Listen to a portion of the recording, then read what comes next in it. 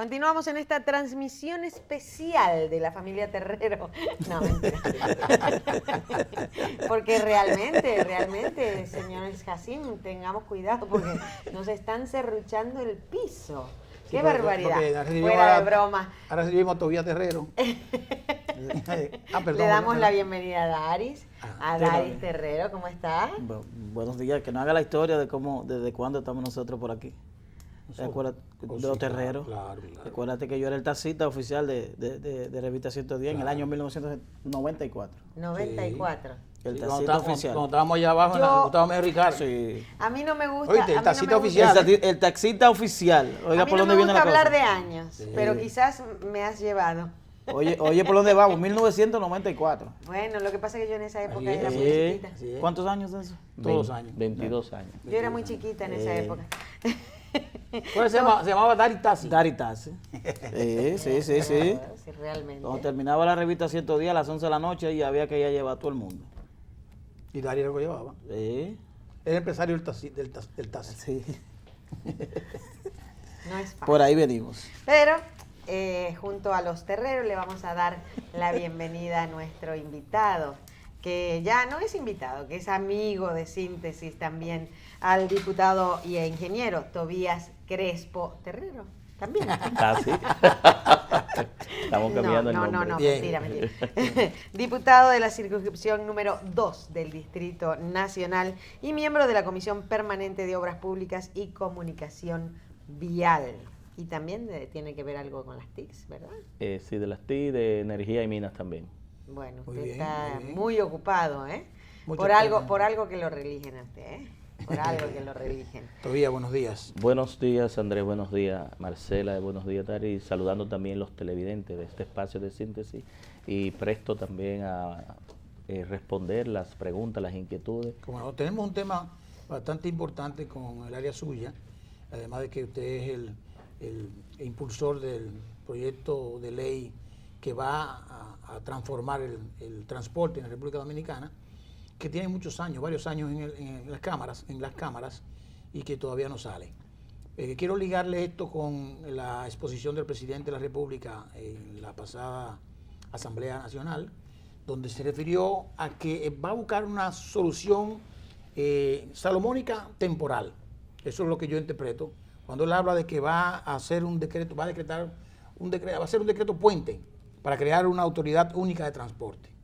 Porque los impases que me parece que ha habido con el proyecto le han pasado mucho tiempo y él no quiere esperar sobre lo que es un caos en el transporte en la República Dominicana.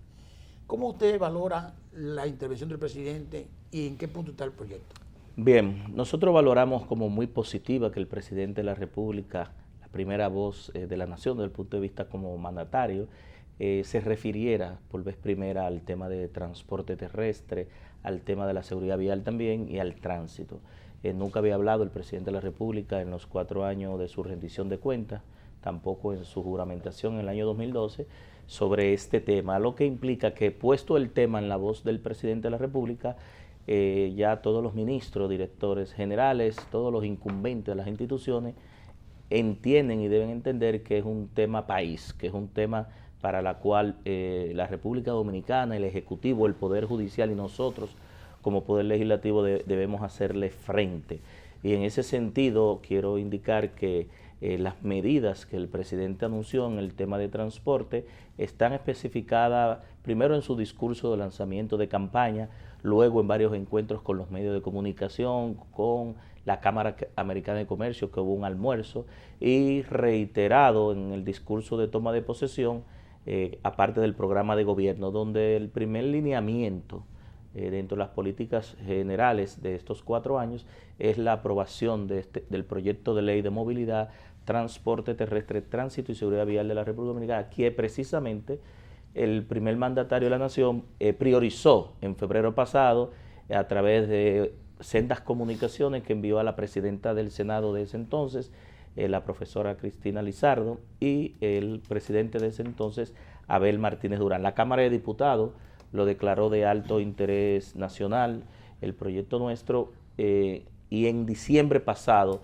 la Cámara lo aprobó en primera lectura, aunque la comisión que yo presidía de Permanente de Obras Públicas y Comunicación Vial, pidió para segunda lectura unas modificaciones, y ahí fue donde vino el tema de la campaña electoral y perimió lamentablemente el proyecto, que nosotros lo vamos a reintroducir la próxima semana. En ese sentido, nosotros entendemos que las medidas que anunció fuera de lo que es los decretos puente, que crea el Consejo de Seguridad Vial y que también crea esa autoridad, pudiéramos decirlo sin quitarle facultad, ¿verdad?, al presidente de la República, porque el decreto puente vendría siendo como una forma de ir avanzando algunas soluciones en lo que viene el proyecto de ley, que el Congreso per se dé respuesta lo más rápido posible, inmediata, aunque sabemos que tenemos 5 años con el proyecto, ya ha sido sumamente evaluado, consensuado con la mayoría de los sectores, y en definitiva es difícil tener un proyecto perfecto, una ley perfecta, y satisfacer a todos los sectores del país. Si un proyecto de un traje a la medida para cada sector es bien difícil, sobre todo un sector como este, Andrés, que durante 50 años se ha desenvuelto por uso y costumbre. Es decir, República Dominicana no tiene ley de transporte. Esta ley nuestra sería la primera ley de transporte. La República Dominicana tampoco tiene una ley de seguridad vial, ni tiene una ley de movilidad. Lo único que tiene una ley 241 de tránsito del año 67, lo que significa que para dar al traste con los problemas de planificación, regulación, organización, fiscalización y sanción también a los violadores de este sector, se necesita un marco jurídico que le dé respuesta a la situación que tenemos en el siglo XXI, año 2016, 50 años después de ser aprobada esa ley, que como bien he dicho en otros programas, solamente habla de los documentos oficiales que se necesitan para la conducción y a la vez algunas normas de conducción y las sanciones a esas inconductas. Pero cuando tú te vas al tema del transporte terrestre, ahí lo único que habla es un artículo donde le define esas competencias a la municipalidad. Estamos hablando del año 67. Y en el caso de la seguridad vial creo que nada más habla de los 240 y pico artículos una sola vez, lo que significa y que nosotros duramos 6 años en tránsito terrestre dirigiendo esa institución y sabemos las debilidades de esa ley.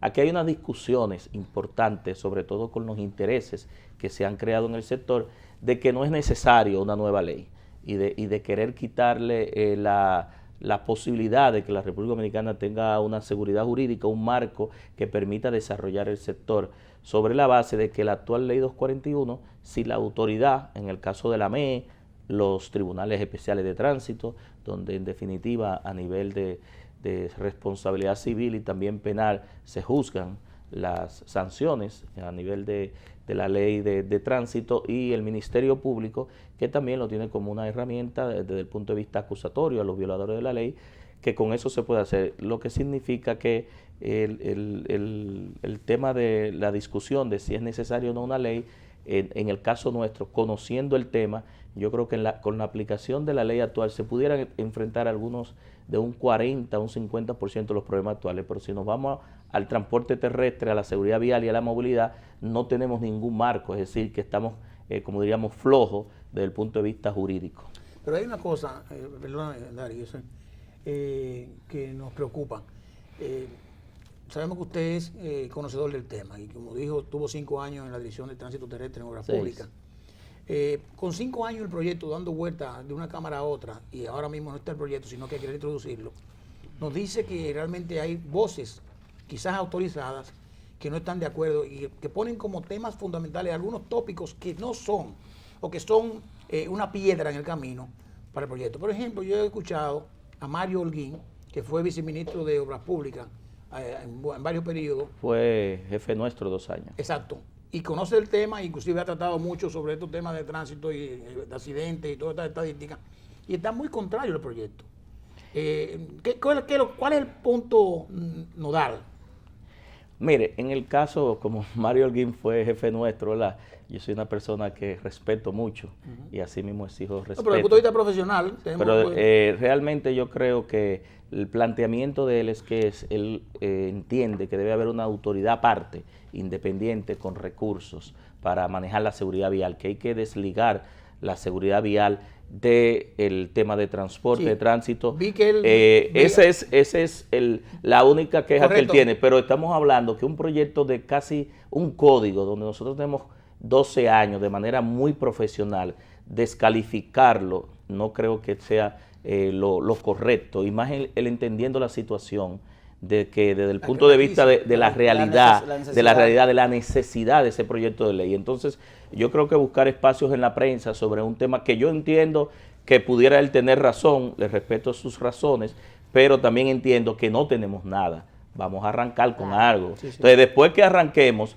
veamos la necesidad, porque también en este país, Andrés, todo el mundo quiere administrar dinero, todo el mundo quiere cuarto, pero nadie quiere resolver un problema. Entonces, yo sé que cuando hay voluntad política, hay recursos y hay la aplicación de la tecnología, se pueden resolver o ir abordando los problemas. Yo no manejé un peso en tránsito, Marcela lo sabe, porque Tránsito Terrestre no maneja recursos. Sin embargo, vaya a ver, 27 proyectos de transformación nominados al Premio a la Calidad, y hoy por hoy yo soy diputado por, aparte de la gracia de Dios, por el voto favorable de los que entendieron que en esos 6 años nosotros fuimos un funcionario eficiente. Entonces yo creo que aquí nosotros debemos también ir abordando los temas con seriedad. Si usted está opuesto a un artículo de la ley, no puede decir que la ley es mala, porque echa por la borda el trabajo profesional intenso de más de 4.000 horas, de una comisión permanente de obras públicas, y no es como usted dice, de que ha dado vueltas o tumbos, no, es que los intereses son tan grandes, los problemas acumulados de 50 años han sido tan grandes, que hemos tenido que sentarnos con todos y cada uno de los sectores, con la IRD, con el CONE, con ACOFABE, con CADOAR, con los sindicatos, con los importadores de vehículos usados, con vistas públicas, vino una experta argentina durante 3 meses que nos asesoró y le dio un enfoque diferente. Entonces, pero también una serie de profesionales dominicanos que primero que nosotros, porque yo vine al tema en el año 2004, cuando me designan ahí, tienen una experiencia acumulada. Entonces, usted estar opuesto a un solo artículo o a un solo tema y descalificar el proyecto, yo creo que no es muy profesional. Pudiéramos nosotros catalogarlo de mezquindad, porque echa por la borda un trabajo muy bien hecho. Y yo creo que es tan bien hecho que llegamos a que el presidente de la República lo dijera en su discurso de toma de posesión. No sé si me entiende. Sí, cuando uno agarra un tema importante para el país, sensible, con costos económicos muy fuertes para el Estado, costos sociales para el Estado, dejar el estado de situación actual y permitir con sus críticas que un proyecto tan importante, que yo digo ya que no es un proyecto de Tobías Crespo, aunque toda la prensa lo dice así, es un proyecto país. Es decir, nosotros le vamos a dejar a las próximas generaciones, a nuestros hijos y a nuestros hijos, y se lo he dicho particular al ingeniero Holguín con carácter, porque él es conocedor del tema, pero cuando él llegó ya yo estaba. Entonces, nosotros también somos conocedores del tema. Yo creo que, dando la palabra a Darío, él tiene un tema como...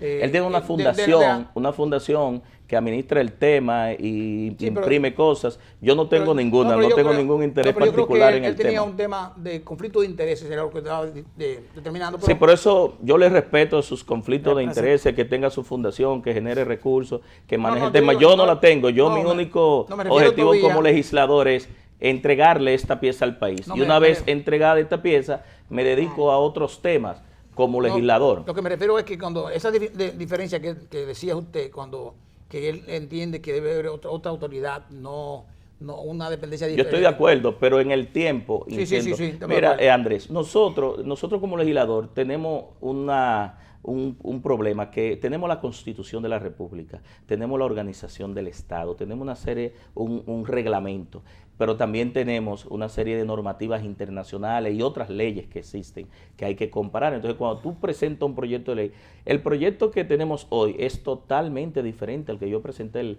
el 17 de agosto del 2011. ¿Por qué? Porque muchas personas importantes han ido aportando. Pero no solamente eso, yo entiendo, Tobías Crespo a nivel particular y la comisión entera de Obras Públicas entiende que debe haber un Ministerio de Transporte. Exacto. Hay un Ministerio de la Juventud, un Ministerio de la Mujer, que no le quito importancia, pero si tú analizas la dispersión que salió en un periódico, 11.000 y pico de millones en 3 o 4 instituciones dispersas, y lo que eso representa en ineficiencia, en costo, en víctimas, en desorganización. Entonces yo creo que el Ministerio de Administración Pública nos convenció a nosotros, nos dijo, ok, nosotros entendemos como Ministerio de Administración Pública, el mismo ministro con sus asesores, que ha estado 5 años también asesorándonos, para que vea a qué nivel de consenso hemos llegado. Y no es que he estado dando vueltas.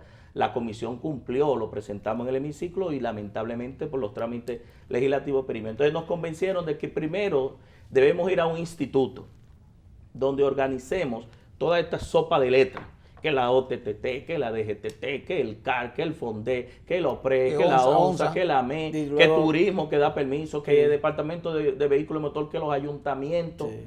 Politura hasta daba permiso para taxi. Entonces nosotros deberíamos primero ir hacia una reforma, una primera ola de reforma, donde unifiquemos e integremos todas estas instituciones dispersas y fortalezcamos un instituto, como pasó con el Indotel, que había un problema con la DGT. El Intran. El Intran, instituto, que es el mismo que el presidente habló, es decir, el presidente se refirió a nuestro proyecto de manera muy particular y dijo, cuidado que si no se ponen de acuerdo, entonces empiezo a decretar. Claro. Eso es como yo lo entiendo. Y ya comenzó. Claro. Sí, entonces, eso pasó incluso con el código de tributario en el 90 y pico, que los empresarios no se ponían de acuerdo. Y la ley de compras. Y Balaguer tuvo que empezar a dar decretos. Y el Código Procesal Penal está detenido por un artículo. Pero yo creo que, fruto de que tenemos una nueva Constitución de la República, llegar a esos niveles no es conveniente, porque también puede aparecer alguna persona que vaya al Tribunal Constitucional y entonces le quitemos autoridad a una iniciativa buena del presidente de querer abordar el problema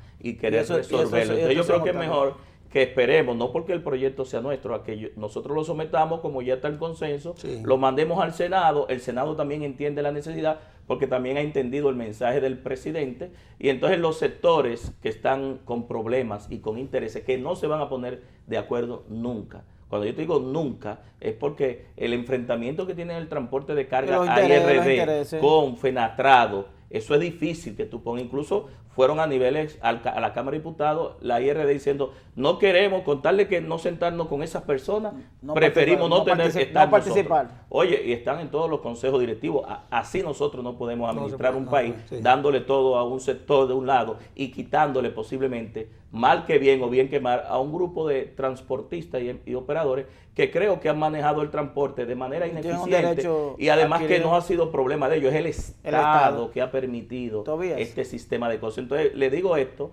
porque finalmente el ministerio nos convenció de que primero no vayamos a un instituto y en 5 o en 7 años, ya cuando el sector esté estabilizado, no vayamos a una segunda ola de reforma donde veamos el transporte terrestre de manera integral, aéreo, marítimo y terrestre. Entonces, los países que tienen un ministerio de transporte lo tienen integral. Entonces, no podemos meter toda esta sopaleta y todos estos problemas a dos instituciones que ya están bien reguladas, que ya están bien formadas, hasta con protocolos internacionales de navegación aérea y marítima. ¿Y qué opina usted? Porque estamos hablando de una nueva autoridad, de esta conjunción entre la Comisión Policial y Militar del Ministerio de Obras Públicas y AMET, que tienen unas camionetas nuevas, un uniforme azul, inclusive motores que yo vi que le indican a la gente, usted está pisando la senda peatonal, y inclusive yo vi a una AMET como diciendo, ¿y estos? Como un enfrentamiento. ¿De dónde son? ¿Qué opina usted de ese acuerdo que se hizo, que estábamos presentes cuando se hizo ese acuerdo entre la AMET y el ministro de Obras Públicas? Mire, yo quiero felicitar al ministro de Obras Públicas que ha hecho en el Distrito Nacional, en el Polígono Central, un trabajo de reordenamiento vial con los carriles de almacenamiento para el giro seguro a la izquierda, de señalización horizontal y vertical e intervenciones viales. Pero esta responsabilidad descansa y debe descansar sobre los ayuntamientos. Eso debió hacerlo la municipalidad. Bien, y lo aplaudimos que lo haga el ministro de Obras Públicas porque su carácter es nacional. Pero el primero que debe estar trabajando en cada uno de los 155, ahora son 158 alcaldías, es la municipalidad con estos temas del tránsito en su área de jurisdicción, el transporte en su área de jurisdicción, la seguridad vial en su área de jurisdicción. Los únicos dos alcaldías que cumplen con la ley 17607 es Santiago y Puerto Plata. Después las demás le dejan al gobierno central todo el tema de la señalización horizontal y vertical, semafórica, reordenamiento vial. En el caso de la comisión militar también viene el tema que cuando nosotros estábamos ahí era una comisión militar y no policial. Ahora le han agregado policial por el tema de la seguridad ciudadana, de lo mixto. Pero en algún momento puede malinterpretarse, Marcela, y también felicitamos al general Gonel por el gran trabajo que está haciendo en las carreteras, que esa asistencia vial no se confunda con seguridad vial, con fiscalización, con viabilización. El Ministerio de Defensa y los militares no son agentes de tráfico, por ende la función de seguridad vial, la función de viabilizar, de fiscalizar y de sancionar a los violadores le compete en todos los países del mundo a una policía de tránsito, porque son los que están facultados y son auxiliares del Ministerio Público para poner la denuncia de infracción, lo que significa que desde el punto de vista constitucional y jurídico la Comisión Militar, como órgano que incluso no es un cuerpo especializado, hay que darle a través de una ley a la Comisión Militar ese rol. Los cuerpos especializados sí pertenecen al Ministerio de Defensa y la función principal por la que se creó la Comisión Militar de manera administrativa es salvaguardar las facilidades, las infraestructuras viales del Estado, entiéndase puentes, túneles, elevados, carreteras, autopistas, los pórticos, las señales, de que estén salvaguardadas desde el punto de vista de que no hayan robos y todo lo demás, pero no pueden nunca sustituir o dar la impresión de que el AME, que en el proyecto nuestro se llama la DGC, fue sustituida por otra institución, porque legalmente tampoco puede. Sí, pero de todas formas felicitamos tanto al ministro, como al director, al encargado, el general Gonel. Diputado, hay un sector que ha crecido exponencialmente y abarca todo lo que es el proyecto de la ley, tanto transporte, tránsito y seguridad, que es el tema del motoconcho, que se ha convertido en el principal instrumento de transporte de la República Dominicana y el principal parque vehicular de la República Dominicana. 53% del parque vehicular, y en transporte el principal elemento de transporte y de seguridad, porque tiene un estigma de que el motoconcho o de personas en motocicleta se interviene en el tema de seguridad, la inseguridad ciudadana. ¿Qué tratamiento en la nueva ley se le da al tema del motoconcho? Porque el motoconcho no existe en ninguna normativa dominicana. Mire, el motoconcho es un tema del país, ¿verdad? El término. Y una ley moderna que se presta de desarrollar el país en los próximos 5, 10, 15 años, pues no, ese tema no va a aparecer, pero tampoco debe aparecer el concho per se, porque es un término muy dominicano, claro, que cuando tú lo tiras en una ley, cuando se lee en todos los países, dicen que es ese término. Entonces, nosotros en el proyecto de ley, en la parte de regulación, le llamamos transporte de personas en motocicletas, que es el término que debería ser desde el punto de vista de la actividad a la cual se dedican una cantidad de dominicanos que utilizan las motocicletas como medio de transporte. Y yo digo como rutas alimentadoras al metro, ruta alimentadora a la onza y a los puntos de donde están los grandes corredores y los puntos troncales, porque el motoconcho o el mototaxi, como le llaman algunos, te llevan de un origen a un destino, no tienen una ruta preestablecida como tienen los demás transportistas o prestadores. Sí, por eso se le llama mototaxi, porque el taxi tú lo abordas en un punto A para ir a un punto B que tú decides, pero no tiene un itinerario, ni una frecuencia, ni un recorrido preestablecido. En ese sentido, el proyecto establece una serie de regulaciones con el tema del transporte de pasajeros, 2 personas en una motocicleta únicamente, ambos con casco protector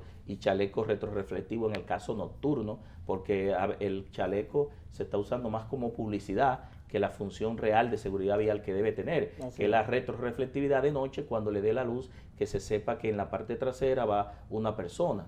El número de identificación de la placa en ese chaleco y en el casco protector, menores hasta 8 años transportados. Estoy hablando en el transporte de pasajeros, porque hay que recordar que la motocicleta se usa para mensajería, transporte personal, hasta para diversión.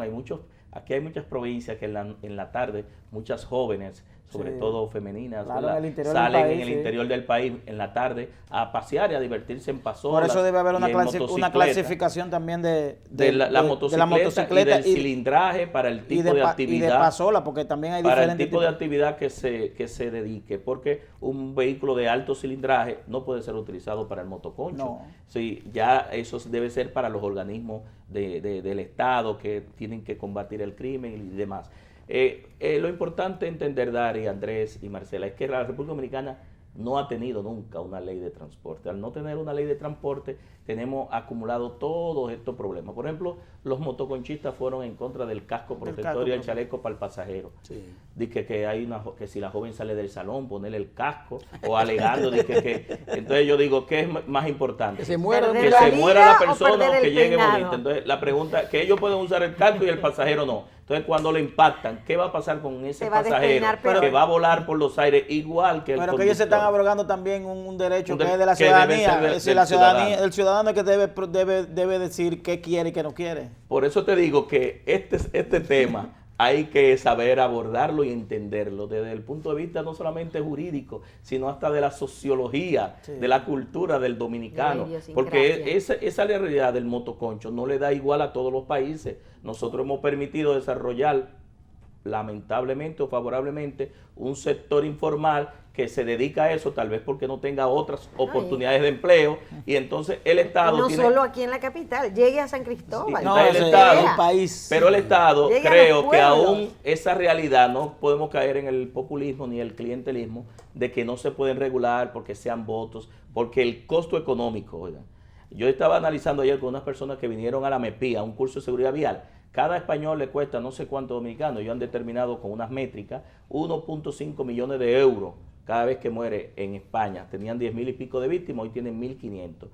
Entonces, cuando tú calculas eso por 2.000 dominicanos que se mueren todos los años, estamos hablando que aquí nada más en los hospitales se gasta sí. por los fallecidos, Sí. 135.000 millones de pesos. Pero también- sin hablar de los gastos médicos, Médicos. de demandas en los tribunales, de reclamos a la empresa de seguros, de la afectación a la propiedad pública y privada. Es decir, yo creo que es más importante tomar la decisión política ahora de hacer algo que dejar que siga el problema avanzando con los costos que representa. Entonces, todo ese dinero representa ingresos marginales que el Estado no lo tiene, porque cuando tú le sacas 1.000 víctimas de las 2.000 que tenemos para que República Dominicana llegue a 16 fallecidos por cada 100.000 habitantes, Sí. que es la media de América Latina, y hoy nosotros estamos en 29.3, según el último informe de la OPS y la OMS, tú le estás diciendo que con un plan estratégico de seguridad vial, políticas públicas bien dirigidas, tú vas entonces a garantizar calidad de vida a la población, y son elementos que la mayoría de los países lo han hecho. Corea, que también está asesorando a la MEPI y al país a través del BI, tenía en el año 1990 6.500 coreanos morían todos los años. Estableció un plan estratégico, voluntad política, aplicación de recursos, el uso de las TIC, que ellos son muy especializados en el uso de las TIC, y entonces hace 4 años Corea celebró 5.000 víctimas, y usted sabe qué espera para el 2020, 3.000 víctimas, y yo creo que lo van a lograr. ¿Por qué lo van a lograr? Porque tienen un plan estratégico de seguridad vial para que menos coreanos fallezcan por accidentes de tránsito. Correcto. Los accidentes de tránsito no es algo que lo mandó el destino, que lo mandó Dios, son prevenibles. Claro. El 98% de los accidentes de tránsito pueden ser prevenibles. Solamente hay un 2% que se estila que puede ser por la casualidad, algo que pasó en la vía. Pero si usted identifica el peligro y trabaja los 3 factores principales de riesgo, los 3 principales, que son el factor humano, el factor vehículo y el factor vía, identifica los principales factores de riesgo, que las estadísticas están ahí, eso no hay que ir a ningún lado. La MEI y la Procuraduría saben cuáles son la mayoría de las causas, dónde ocurren, por qué ocurren. Entonces es trabajar sobre esos factores de riesgo con un plan estratégico de seguridad vial, con voluntad política, recursos, y nosotros entonces ir trabajando en 5, 7, 10 años para que República Dominicana no siga encabezando los números de muertes en las vías públicas, que manda un mensaje no muy bueno al turismo. Claro. Manda un mensaje al que viene, Que es incluso peligroso. entiende que según se desenvuelve el tránsito, Es el un transporte, reflejo- es así un reflejo mismo como se anda. refleja la sociedad, el sector empresarial, Eso las es así. instituciones, todo el Estamos- mundo. estamos de acuerdo. Así está el país. Entonces nosotros creemos que cambiar esa situación no es de la noche a la mañana. va a requerir también una responsabilidad de cada uno de nosotros. No le podemos dejar tampoco todo al Estado. No, y el Estado lo que ha Estado hecho tiene la función principal como las establecido. carreteras. Pero hay un punto no que podemos interviene comparar las carreteras que Que tenemos hacen el hoy. 67 hoy, túneles Es elevados, imposible. 2 líneas de metro, ¿Cómo se ha un metro mejorado? cable, rutas de Beretesi. La situación actual no es la del 67, por eso que No, ellos ni el parque dicen vehicular. que con esa ley que tenemos para tumbar la iniciativa nuestra, se puede hacer. Realmente no buscan un interés para el país, están movidos por algún interés particular de sectores o tal vez que no le interesa el proyecto nuestro o que nuestro proyecto salga realmente como quiere el presidente aprobado. Diputado, dentro del marco del transporte hay instituciones que son prestadoras de servicios, por ejemplo como ONSA, la OPRED, que es la que se encarga del metro. Dentro de la ley, ¿cómo se visualiza la ONSA? ¿Cómo se visualiza la OPRED? Si integran dentro del mismo proyecto de ley o se crearía un marco jurídico paralelo, y si esas instituciones seguirán siendo estructuralmente administrativas como actualmente están. Mira, esa pregunta es muy importante. Cuando el proyecto sea aprobado, aquí quedarán la siguiente estructura. Los alcaldes, los ayuntamientos, que dándole cumplimiento a la ley 17607, artículo 19, literal A y N, tienen las funciones en el área de jurisdicción. El Intran como instituto para establecer las políticas públicas y los grandes lineamientos sectoriales del sector, valga la redundancia. La DGC, que sería la AME, ya convertida en una Dirección General de la Policía Nacional para fiscalizar, viabilizar y sancionar a la Dirección General de Seguridad de Tránsito y Transporte. La AME cambia de nombre con carácter nacional, atribuciones y roles que nunca ha tenido. Y en el caso de la ONSA y la OPRE, que inicialmente en el proyecto se convertían en direcciones y la ONSA con el tiempo desaparecía, van a ser convertidas por otra ley complementaria y no queremos ligarla con esta ley, y voy a explicar por qué, en empresas públicas o mixtas de transporte, una nacional de autobuses y otra de transporte ferroviario o cualquier otra modalidad. ¿Por qué? Porque el Intran va a regular a la ONSA convertida en una empresa pública o mixta y a la OPRE como prestador, igual el servicio de transporte público, igual que debe abordar a los demás transportistas que no son del gobierno, que no son oficiales. Entonces hay que separar el rol del ente regulador del prestador de servicios. Claro. En definitiva, la ONSA es un prestador de servicios.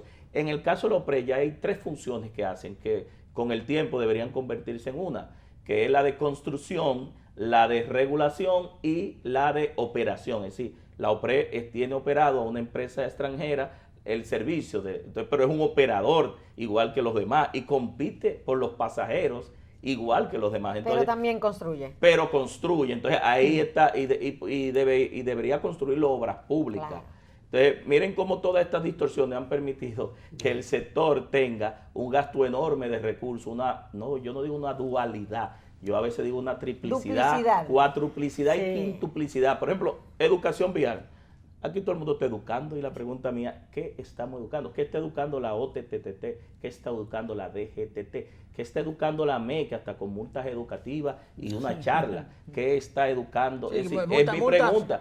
Yo creo, por eso el proyecto de ley apuesta a la Escuela Nacional de Educación Vial, que junto con el Ministerio de Educación establecerá los contenidos curriculares en los 3 niveles de educación y que nosotros desde pequeños enseñemos a nuestros niños a cómo se maneja, claro, las escuelas, cómo se maneja, cómo se conduce como peatón, como pasajero. Entonces yo creo que desde el punto de vista de la OPRE y la ONSA van a ser convertidas y no queremos entrarlo en este proyecto de ley, aunque pudiéramos con un artículo y remitiéndolo a un decreto de operación, porque no queremos entrar en conflicto con los prestadores, los intereses, porque una ley regulatoria no es bueno tampoco mezclarla con una ley de empresurización. Yo creo que está bien debatido el tema con el tema de la ley, el proyecto. Vamos a invitar posteriormente a algunos de la gente que pueden tener algunos temas de disenso con el tema. Es importante para discutirlo. Una pregunta final de mi parte, que ya nos quedan un par de minutos. Como usted sabe, un grupo de empresarios y empresas ONGs y sociedad civil emitieron un comunicado diciendo, llamando o formando una entidad para el fortalecimiento de la democracia, algo así, institucionalidad democrática. Dentro de esas cosas se abrogaban el derecho de exigirle cosas al gobierno, al Congreso y algunas otras instituciones, y además tener un coaching, un acompañamiento para la designación de algunas funciones específicas. En el caso particular de la Cámara de Cuentas, que es la entidad fiscalizadora superior del Estado, ustedes como diputados tienen una función importante porque son los que evalúan evalúan y rechazan. Sí. Ustedes evalúan, seleccionan, son un filtro para mandar al Senado de la República a que de ese filtro que ustedes mandaron se escojan 5 miembros de la Cámara de Cuentas. Son 5 antes de las 9.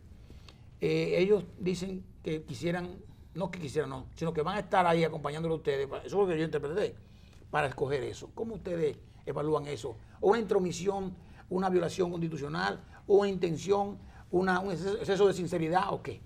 Mire, yo leí un artículo creo que fue de Carmen Brugar sobre esa iniciativa y analizaba la historia de que ciertos sectores conservadores y fácticos en el país han querido siempre ser, por un lado, sectores de intereses, ¿verdad? De esos sectores, no voy a mencionar nombres, y Estado también. Entonces hay una dualidad donde usted no sabe interpretar si es un empresario o es un político. Entonces yo creo que primero felicitamos esa iniciativa, todo lo que vaya en pos de la institucionalidad, de que la República Dominicana vaya avanzando, es favorable. Incluso la misma Constitución de la República establece el derecho a la asociatividad, es decir, que todas estas instituciones preocupadas por lo que yo también estoy preocupado y ustedes también, se puedan asociar y hagan sus planteamientos, bienvenidos sean, pero de ahí a que los que no pudieron obtener el 15 de mayo en las elecciones lo quieran tener a través de una asociación de imposición es otra cosa. Entonces yo creo que fuera de ahí ellos no pueden sustituir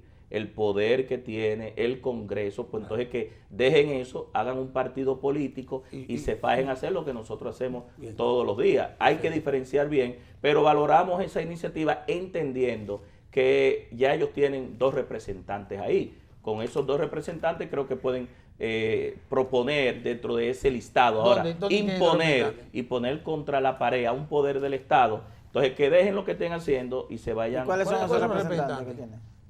Del PRM tiene 2 la oposición.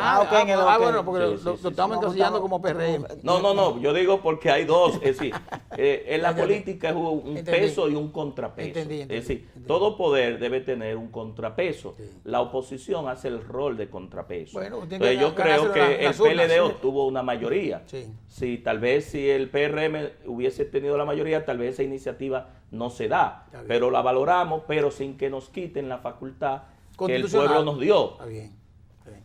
Bueno, hasta ahí.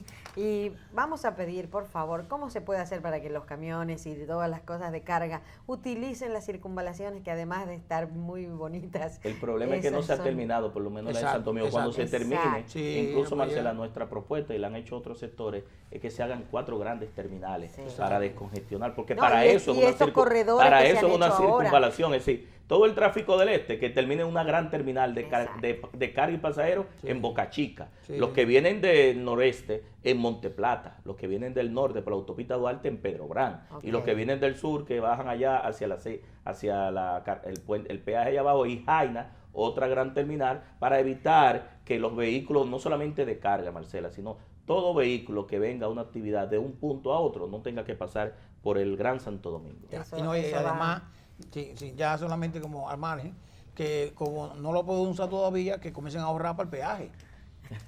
Porque muchos van a decir que el peaje es caro. 100 pesos. Que el peaje es caro, bueno, comiencen de ahora a ahorrar. Sí, pero se ahorra en combustible. No, pero accidentes, muchas cosas, calidad de vida. Cuando tú agarras un trayecto muy bonito, ecológico, oye, tú vas conduciendo diferente a que se te atraviese por un lado un carro, un motorista en vía contraria, un tapón, que un animal, semáforo. Y el estrés también. El estrés, eso mismo, calidad de vida. Muchísimas gracias al ingeniero Tobías Crespo, diputado de la circunscripción número 2 del Distrito Nacional y miembro de la Comisión Permanente de Obras Públicas y Comunicación Vial. Muchísimas gracias por haber estado con nosotros. ¿Y miembro del Comité Central? También.